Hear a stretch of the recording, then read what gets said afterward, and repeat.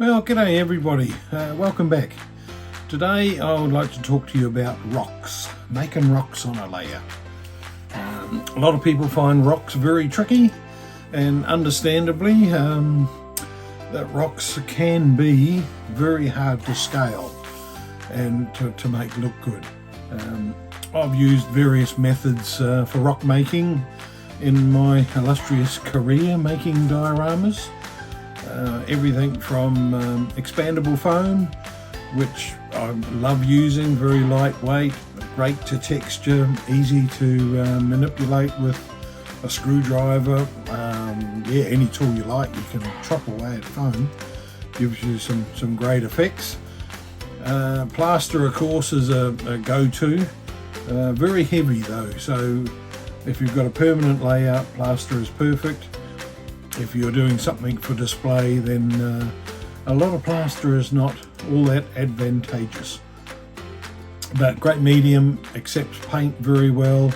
You can get a lot of depth and variety in the plaster as it absorbs more paint or less paint. So great for like the leopard spot painting technique. Also, as I'm an upholsterer by trade, I've used a lot of foam Dacrons to create texture and that sort of stuff. So that's another really good medium, lightweight, easy to use. But today I'm going to talk about crafting clay, or what's also known as air dry clay. Now this is a great versatile product, comes in a multitude of colours. So you know, if you're not doing a lot of painting, or if you think it's going to show through, you can get the earthy browns, you can get orange, you can get beiges, sandy coloured ones. So, and available from most sort of reject $2 shops, hardwares, about 20 bucks a kilo, I think, something like that. So well within the means of a modeler. Now, to start using clay, what you need is, first up, is to moisten the area that you're working. Either just a little spray bottle, just give it a bit of a spritz, just to wet the surface, and then the clay will absorb into that a little bit better. And if you're going to, particularly on a smooth surface, make sure you rough it up, either carve at it with a very coarse saw, or drill some holes in it even, so that the clay can be pushed into those holes, and that will help anchor it. For today's project though, I was doing a bit of an update to the club I belong to, their Z gauge. So you've got to keep in mind when you're using these products what scale you're working in. And Z being particularly tiny, that's 1 to 220 for those that don't know. So very tiny stuff. The smallest of little crack or crevice can really give you a great effect. So you've got to keep that in the back of your mind. I always like to have a vehicle close by, or a person, just so that you can continually compare and see how your scale's looking. If it doesn't look too outrageous, carry on and go from there. So as I say, today's project, a Z gauge hill. This layout's getting old now, and it was just need a little bit of a tidy up. So I thought I will give it some clay treatment. So here we go. This first image is the hill that I started with. We have removed the trees. I have given all this scenery a really good brush and a really good vacuum, just to get rid of any loose debris, just to make sure that it's ready to accept the clay. And putting the clay on, you've really got to push it into the surface. As I said before, it pays to either drill some holes, gouge some crevices into it with a screwdriver, something like that. Really give it some texture. Here the scenery was put on quite well. It was well anchored with whatever glue they used at the time. So it was perfect here to just push the clay into these rocks and crevices and things to get a good hold and a good bind. Now for this particular area I decided to make a couple of cliff shelves for a waterfall to drop down. So you'll see as I go along here, I'm just adding a really good thickness of clay, and this will give us enough depth to mold rock type shapes in, or carved type shapes in. So you'll see I like to actually find, where possible, an actual rock with some great surface textures on it, and just push that into the clay to get our initial rock structures and rock shapes. This will give it some rock texture, at least give you something to start with, and then you can continue to push away at that, mold it with your finger, use whatever tool you've got lying around to put some crevices and things into it, and yeah, go from there. And here we see ran out of the brown clay, and here's some orange clay. So obviously we're going to be painting over this and putting a lot of scenery and detail over it, so the colour is irrelevant. Doesn't matter what you're working with, just bang it on. We're going to put enough stuff on top of it that none of that orange will come through.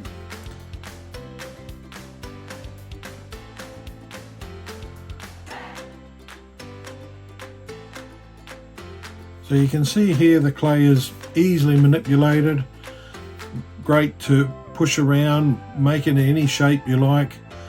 Here I've just made some dishes in the water so that the water pools in there, falls over the shelf down into another pool, and it cascades down the hill.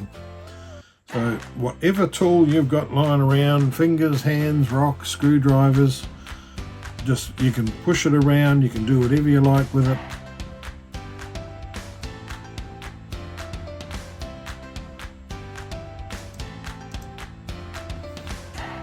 Keep them in mind, as you can see here, when you're adding textures, think about the strata, and that's the layers of rock that have been put there over time. If you look at any prototypical rock faces, or go on Google and look for some rocks, you can see how the tectonic plate movement moves the rocks around and tips them upside down, or tips them vertically, or crunches them together. So try and mimic all those sort of effects you might see around the real world, and produce that into your modelling. So add as much character and depth as you can. Once you're happy with the texture and the rock looking, again holding up a vehicle or a person just to compare the scale and see how it looks. Try and imagine, if you like, that person scaling that real cliff, doing some rock climbing, and how do these crevices look, and how does the overall picture looking to you. So when you're happy with the texture, you just let the clay dry. Now you can let it dry off for an hour or so, or let it dry for days, weeks, whatever you like. But if you're gentle and you don't push with the brush, generally you can start painting within a short period of time. The outside skin will crust off and harden up, but of course underneath is still very soft. So what I like to do, because the clay is not absorbent, you can't do, as you would with plaster and other mediums, that leopard spot type watercolor effect. So I just go for straight acrylics, and I start off with the black base, and that needs to get into all the nooks and crannies, so that'll give us all our shadows and our depth to the rock. So I like to go through and just push away, get it right inside. Again, we're going to be scenicking over the top of all this, so it doesn't matter what you paint, where you paint. When it's dry, we just cover it up with some glue, some scenic grass, that sort of thing. As you'll see in the finished product here, it looks like I'm just making a big black rock, but a lot of that will disappear. You'll hardly see much of the black at all, but it's just enough to give you some depth in the character. Once the black's dried off enough, then I like to go to it with more rock lighter colours. Now here, if you're producing a grey granite rock, you stick with the greys, different shades of greys going over the top, layer and layering, dry brushing almost, and to get the look you're after. If you're wanting to do more of an ore, put some more reds in it, make it a bit rusty. If you want just a really pale, whatever look you're going for, use photos for reference. Get your photos from Google, see what rocks look like and try and imitate that. But just keep layering up your paintwork. Again, have a vision in mind of what sort of colour rock you're after. Get your appropriate colours. I do a lot of blending and mixing on the tray and then put that onto the model and just move it around with the brush, doing whatever needs, putting it into places where you think it's needed to get the desired look. Obviously, where there's water involved, I like to put a bit of blue or green, whatever, just on the rock work. And when we put the water effects on top of that, you get a little bit of blue coming through. So just be aware as you're doing your rock work and scenicking, the finish that you're looking for. You always got to have that in your back of your mind. What's the ultimate goal here? So, if it's a big waterfall and you're going to have lots of white and frothy water, that sort of thing, then you don't want to go too heavy with the blues. But if water's going to be pooling or it's been running for a long time, quite often it's black, where the algae's got into it, or it's green or whatever. Again, reference photos from Google. Now that the painting's all sorted, with this tutorial we're only talking about the rock work.